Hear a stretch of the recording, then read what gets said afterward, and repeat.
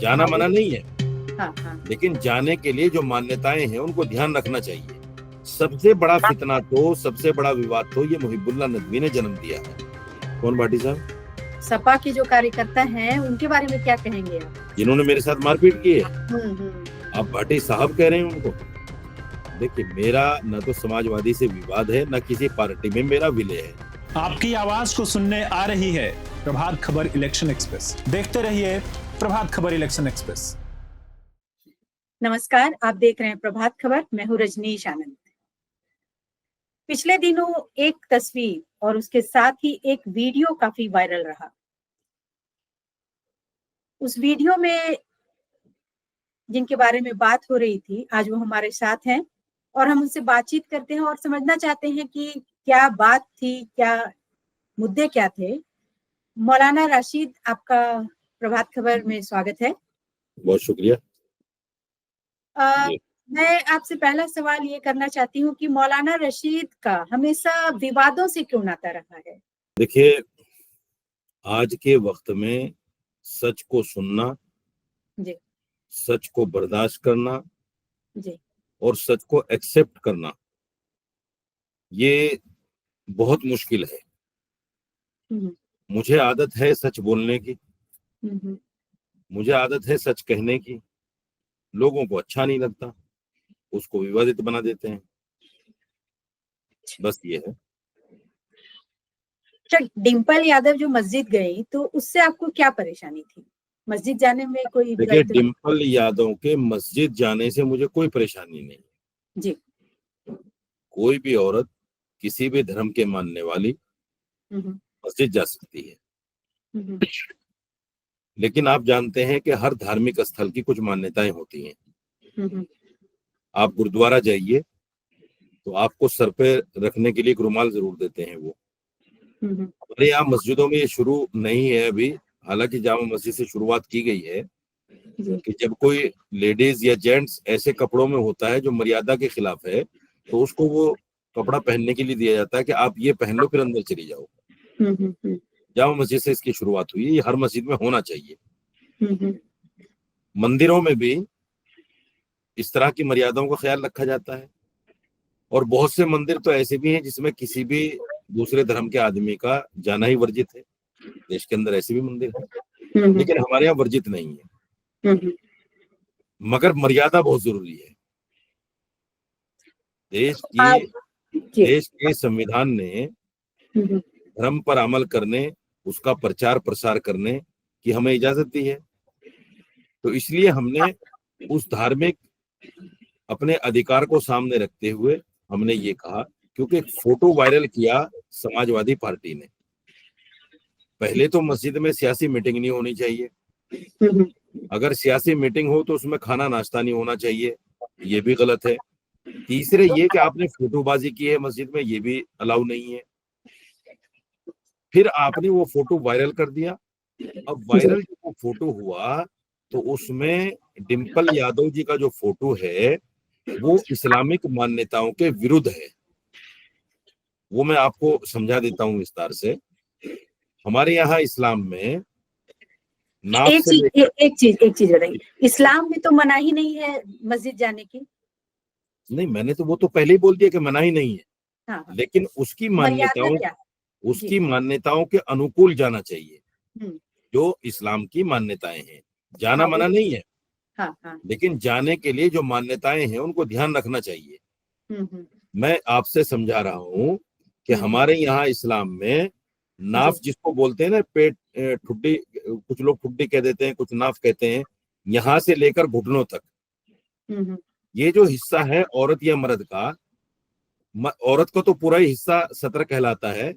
मर्द का भी ये हिस्सा ना हम देख सकते ना दिखा सकते, दोनों हराम है इस्लाम में।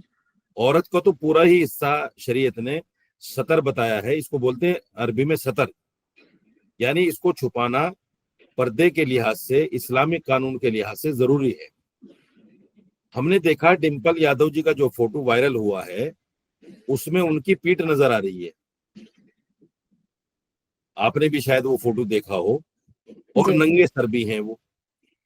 एक वर्ड हमारे यहाँ बोला जाता है, हमारे समाज में, गांव देहात में, अगर कोई आदमी, कोई लड़की 15-20 साल की सर पे पल्लू नहीं रखती, ओढ़ना नहीं रखती, तो हमारे यहाँ चूंकि पर्दे का एहतमाम है, तो आमतौर से एक वर्ड बोल देते हैं, नंगी मत घूमो, सर पे कपड़ा ओढ़ लो। इसका मतलब ये नहीं होता कि वो बिल्कुल नंगी है। इसका मतलब ये है कि सर खुला हुआ है, जो पर्दे के खिलाफ है, इस्लामिक पर्दे के खिलाफ है। तो हम ये वर्ड बोल देते हैं आमतौर से।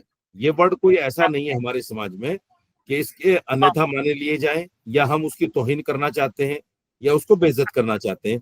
ये एक आम सा वर्ड है। तो मैंने भी उनको यही बोला, और जो कुछ उसके बाद हुआ वो आपने देखा है। जी। डिम्पल यादव एक सांसद हैं, तो क्या आपको बोलते समय सोचना नहीं चाहिए था कि मेरे बयान का क्या अर्थ निकाला जाएगा, किस तरह से उसे पेश किया जाएगा? जिस तरह से आज खबरें वायरल होती हैं अपने देश में, उस लिहाज से मैं पूछ रही हूँ आपसे। डिम्पल यादव जी एक सांसद हैं, इसीलिए तो ये कहा गया है कि आप जानकार हैं, आप सांसद हैं, एक कॉन्स्टिट्यूएंसी को रिप्रेजेंट करती हैं, आप एक पार्टी के सुप्रीमो की वाइफ हैं, और उस पार्टी के सुप्रीमो की वाइफ हैं जो मुस्लिम समाज को रिप्रेजेंट करते हैं। 80% मुस्लिम समाज इनको वोट देता है। आपको तो मस्जिद की मान्यताओं को पता होना चाहिए था, आपको तो उनकी मर्यादाओं को पता होना चाहिए था। क्यों आप, एक आदमी जो अनपढ़ होता है, अनपढ़ व्यक्ति अगर कोई काम कर दे तो उसको ये कहकर एक बार माफ कर दिया जाता है कि जी चलो कोई बात नहीं, जानता नहीं था बेचारा। एक आदमी समाज में रहने वाला, समाज से उसका टचिंग, सांसद, अव्वल तो मस्जिद में मीटिंग ही नहीं करनी चाहिए थी। अगर आपने विजिट करना था तो आप विजिट करते, और बराबर में जो इमाम है मुहिब्बुल्लाह नदवी साहब जो सांसद भी हैं, उनका एक मकान भी है, उस मकान में बैठ जाते। सबसे बड़ा फितना तो, सबसे बड़ा विवाद तो ये मुहिब्बुल्लाह नदवी ने जन्म दिया है। सियासी पार्टी आपको मस्जिद में नहीं करनी थी, मीटिंग नहीं करनी थी, आप अपने मकान में बिठाते, कमरे में बिठाते। आपने जो है जानबूझकर मस्जिद में बिठाया।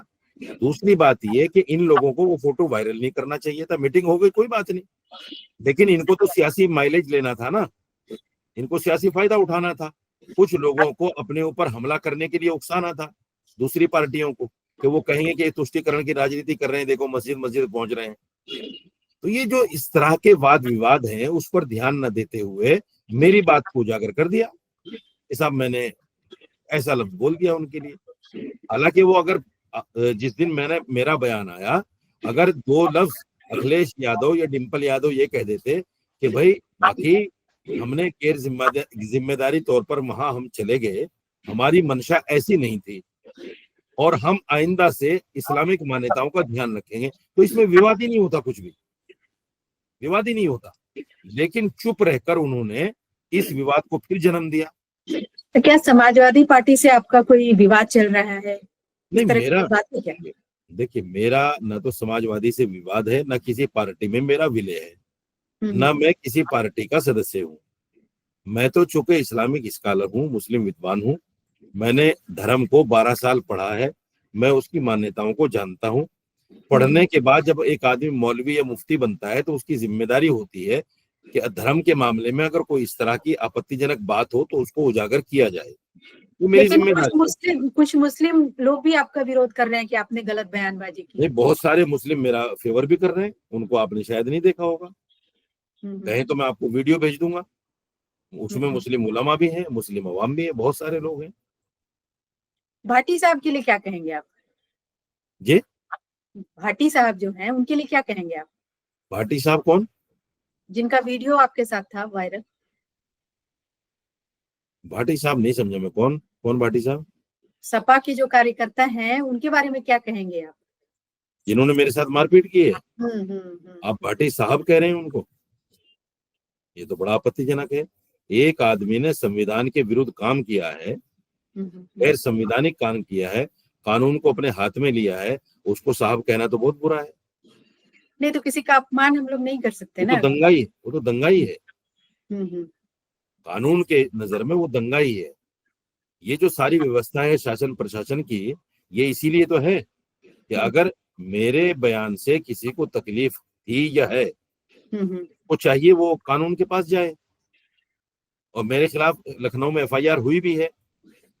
तो जब एफआईआर समाजवादी पार्टी वालों ने कर दी है तो हाथापाई का तो कोई मतलब नहीं बनता ना सर मैडम। ये तो गैर कानूनी काम है, कानून को अपने हाथ में लेने का काम किया है उन्होंने। मैंने भी उनके खिलाफ एफआईआर कराई है। तो सवाल ये है कि ऐसे आदमी को तो दंगा ही बोलना चाहिए, साहब तो बोलना ही नहीं चाहिए। अच्छा, इस मामले से इतर हम बात करते हैं। जैसे आप कह रहे हैं कि आप मुस्लिम समाज के हित के बारे में, उनके मर्यादाओं के बारे में बात करते हैं, तो वक्फ बिल पर आपकी क्या राय है? देखिए, वक्फ बिल जो आया है, सरकार जो लेकर आई है, भाई सरकार की नीयत उसमें सुधार की है।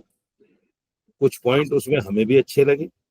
क्योंकि बहुत सारे लोग कब्जा करे बैठे हैं वक्फ प्रॉपर्टियों पर, और हमारे अपने ही लोग हैं, और हमारे अपने वो लोग हैं जिनको हम अपना रहनुमा, अपना कायद मानते हैं, अपना मुस्लिम नेता मानते हैं, धार्मिक नेता मानते हैं। ऐसे बहुत सारे लोग हैं जिन्होंने वक्फ प्रॉपर्टी पर कब्जा करे बैठा है।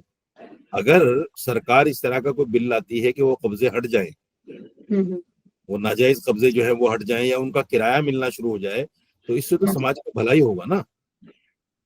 हर सरकारें, देखिए मैं समर्थन में नहीं कह रहा हूँ किसी के, लेकिन हर सरकार को ये अधिकार है कि उसके पास जो भी मंत्रालय हैं उनमें, उनके कवानीन में थोड़ा बहुत आगे पीछे करे। हर सरकार को ये अधिकार है। और पार्लियामेंट को तो कानून बनाने का भी अधिकार है, जिस पर चाहे कानून बनाए, जिस पर चाहे ना बनाए। सरकार ने अपनी पावर का इस्तेमाल करते हुए वक्फ एक्ट लेके आए हैं। अगर किसी को आपत्ति है, मुझ समेत अगर किसी को आपत्ति है, तो कोर्ट जा सकते हैं। हमारे लिए दरवाजा खुला है कोर्ट का, और गए भी है, बहुत सारे लोग गए हुए हैं। कोर्ट में मामला भी चल रहा है, अभी तक कोई फाइनल फाइंडिंग उस पर आई नहीं है। तो उसके लिए जो है, जो भी कोर्ट तय करेगा, देखेंगे उसमें जैसा भी होगा। एक सवाल और है, ओवैसी साहब ने कहा कल जब मालेगांव विस्फोट मामले में जजमेंट आया तो, कि वो निराश हैं, न्याय नहीं हुआ। आप क्या कहेंगे इस पे? देखिए, ये मुस्लिम तुष्टीकरण वाले करने वाले लोग हैं। मुस्लिम तुष्टीकरण की राजनीति इनकी फितरत बन गई है। चाहे वो समाजवादी पार्टी हो, चाहे कांग्रेस पार्टी हो, चाहे वो असदुद्दीन अवैसी के AIMIM हो, ये सारे मुसलमानों का दुरुपयोग करते हैं, मुसलमानों का नाम लेकर अपनी राजनीति करते हैं। अभी 5-6 दिन पहले मुंबई हाई कोर्ट ने 12 मुस्लिम नौजवानों को मुंबई लोकल ट्रेन धमाके में बाइज्जत बरी किया है। उस वक्त तो ये बगले बजा रहे थे, उस वक्त तो बड़े खुश थे कि मुसलमान बरी हो गए। भाई कोर्ट, देखिए, कोर्ट का फैसला आने के बाद भी आपके पास एक रास्ता है कि आप उससे बड़े कोर्ट में चैलेंज कर सकते हैं। जैसे महाराष्ट्र पुलिस ने उन 12 लोगों के लिए फिर सुप्रीम कोर्ट पहुंच गई। तो ये अधिकार सबको है। असदुद्दीन अवैसी साहब इस पर सियासत ना करके कोर्ट पहुंच जाए और कहें भी ये गलत हुआ है। लेकिन इन लोगों को काम नहीं करना मुस्लिम समाज के लिए। उनका नाम लेकर, उनको डराकर, उनको धमकाकर, उनको जो है कहीं ना कहीं अपीसमेंट की राजनीति करनी है। इसके अलावा कुछ नहीं। ये सपा इसका दूसरा चेहरा है, MIM का। सिर्फ मुसलमानों की राजनीति है। जो ऑपरेशन सिंदूर की कमांडर थी, जिन्होंने आतंकवादियों के ठिकाने ध्वस्त किए, एक आदमी ने ये कह दिया कि भाई, एक नेता ने, कि ये तो आतंकवादियों की बहन है। ये सूरमा कहाँ थे समाजवादी के उस वक्त? ये गए हैं कि उसको मारने के लिए कि भाई आपने ऐसा क्यों बोल दिया? इसलिए नहीं गए क्योंकि सूफिया कुरैशी मुसलमान थी और जिसने बयान दिया वो हिंदू था। तो आप क्या कहना चाह रहे हैं कि मतलब देश में मुसलमान सुरक्षित नहीं है मोदी सरकार में? देश में मुसलमान सुरक्षित नहीं, समाजवादी पार्टी में मुसलमान सुरक्षित नहीं है। अच्छा। समाजवादी पार्टी अपीजमेंट की राजनीति करती है, मुसलमानों के खिलाफ है और नाम मुसलमान का लेकर राजनीति करती है। मैं अपने मुसलमान भाइयों से आपके माध्यम से ये अपील करना चाहता हूं कि जो असली चेहरा था समाजवादी पार्टी का, वो आपने देख लिया, तो इससे कम से कम संभल के तो रहना चाहिए। ये मुसलमान के लिए कुछ नहीं करेंगे, हिंदू के लिए सब कुछ करेंगे। अखिलेश यादव ने अपीजमेंट राजनीति के चलते एक बयान नहीं दिया मेरे खिलाफ। डिम्पल यादव ने एक बयान नहीं दिया मेरे खिलाफ, क्योंकि मैं सामने मुसलमान बोलने वाला था।